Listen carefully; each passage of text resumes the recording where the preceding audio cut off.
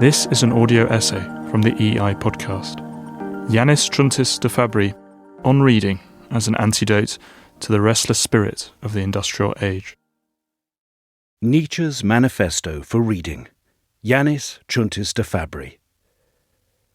In recent years there has been a quiet proliferation of essays, books and manuals urging readers to approach texts, particularly non-fiction, with greater care, attention and scepticism. From rapid reading techniques to manifestos in praise of slowness, the question of how we ought to read has become a preoccupation in an age of universal distraction. It is only fitting, then, that any reflection on reading today should begin with the act itself. Long before this contemporary revival, Friedrich Nietzsche, 1844 to 1900, had already made the act of reading central to his thought. It is often claimed, not altogether without reason, that philosophers have tended to overlook Nietzsche's philological work, while classical scholars, for their part, have seldom seen him as one of their own. In the decades following his death, those aspects of his output most closely aligned with classical scholarship remained neglected. When, for example, Walter Kaufmann sought to rehabilitate Nietzsche's reputation in the Anglophone world in the 1950s, disentangling his thought from the shadow of National Socialism, his early scholarly writings received scant attention. In recent decades, however, Nietzsche the philologist has been steadily reclaimed, due in large measure to the editorial labours of two Italian scholars, Giorgio Colli and Mazzino Montinari, who produced authoritative editions of his corpus, including his correspondence and posthumous fragments. Today, the classicist Nietzsche stands on firmer footing beside his more widely philosophical alter ego. Nietzsche's initiation into classical scholarship began at Schulpforta, a humanistic boarding school near Naumburg in Saxony, founded in the 16th century as a monastic academy. The school produced a notable lineage of alumni, including the poets Novalis, Fichte, and the Schlegel brothers. Nietzsche would be followed there by Wilamowitz, his future critic. From Schulpforta, Nietzsche proceeded to the University of Bonn, where he studied under Otto Jahn and Friedrich Ritschl. The latter, a rigorous exponent of the philological tradition of Richard Bentley, profoundly influenced Nietzsche's approach to linguistic analysis, Wortphilologie, and textual criticism, Textkritik. When Ritschl transferred to Leipzig, Nietzsche followed, spending 4 formative years there between 1865 and 1869. Within this tradition, Nietzsche began his career as a conventional philologist, systematic, meticulous, and firmly grounded in the scholarly methods of his mentors. In 1869, widely regarded as a prodigy and armed with a glowing reference from Ritschl, he was appointed to the chair of classical philology at the University of Basel, without having completed a doctoral dissertation. The transformation had, however, already begun before Nietzsche formally assumed his chair. These were years of swift scientific and philosophical upheaval, marked by the publication of Darwin's theory of evolution and Friedrich Albert Lange's History of Materialism, 1866. Around the same time, Nietzsche encountered Wagner and discovered Schopenhauer. Together, these influences reshaped his intellectual horizon and began to draw him away from the philological orthodoxy in which he had been formed. By 1875, he had laid philology aside entirely. Little wonder, then, that the same man who declared in Twilight of the Idols his distrust of systems never sought to formalize his thinking on philology. Yet a close reading of his letters, fragments, and scattered reflections reveals a lifelong preoccupation with the art of reading. To be a philologist, Nietzsche writes in Daybreak, is to be a teacher of slow reading. In the end, I also learned to write slowly. It is only from this that I have developed my style.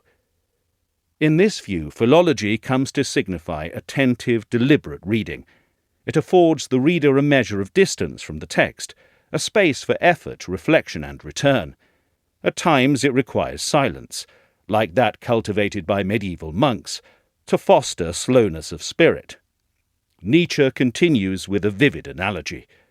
This art of writing, like the art of reading, is an art of goldsmiths, an art that requires much precision and patience, and an eye for detail.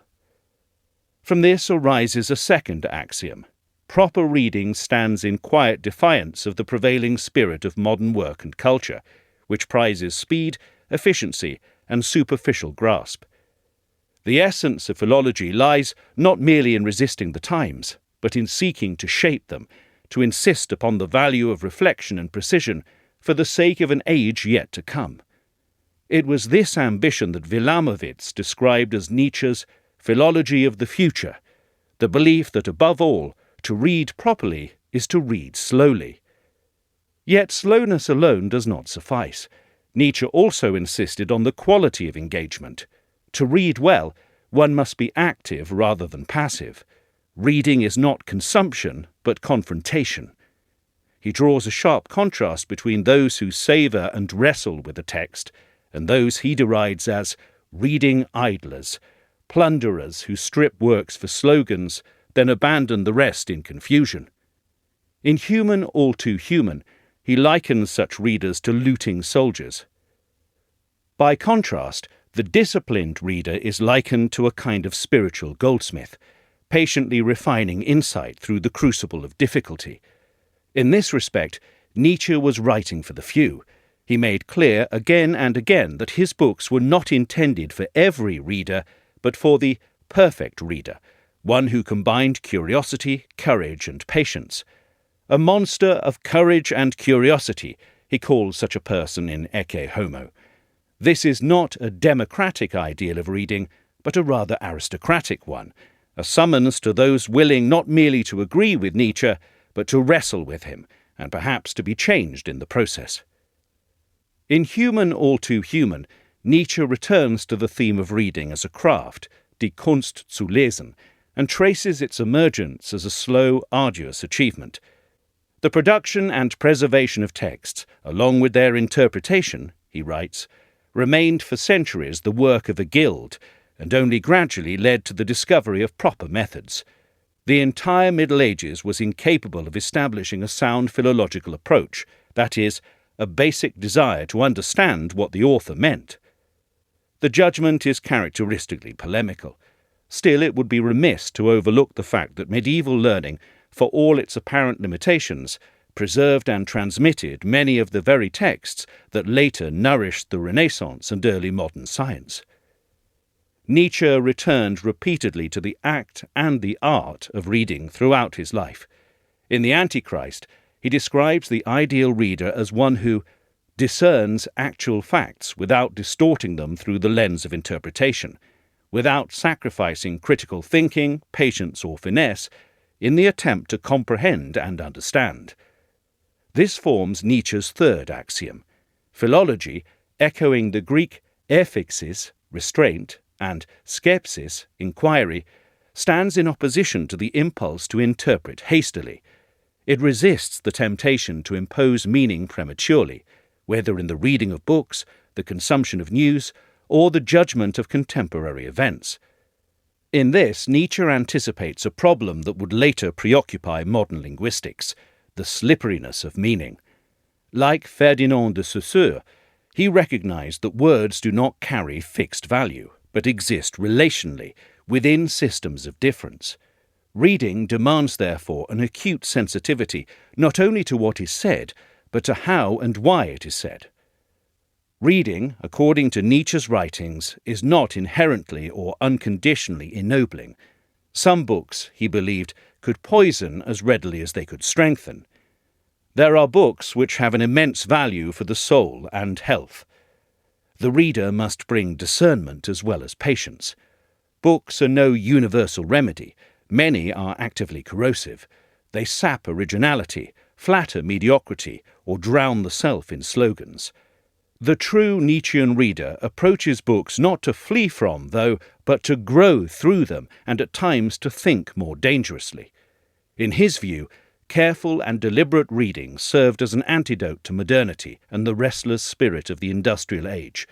To read well demands a range of intellectual virtues: sustained focus, openness of mind, critical acuity, sensitivity, and reflective judgment.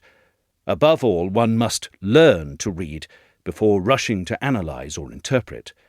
This emphasis reflects Nietzsche's broader philosophical commitment to perspectivism, the principle that animates his entire corpus. In our world, increasingly governed by algorithmic speed and the impulse to judge, Nietzsche's call for slow reading is not merely a scholarly habit, but a philosophical act of resistance. The final lesson in Nietzsche's view of reading is stark. True reading should wound us. The best books are not those that soothe or confirm, but those that demand something of us. Of all that is written, he said, I love only what someone has written in his blood. Such writing is not to be skimmed, but endured, survived even. In Nietzsche's eyes, the true reader is an adventurer, one willing to be marked by meaning and perhaps transformed by it. Nietzsche did not write for the distracted, the hurried, or the comfortable.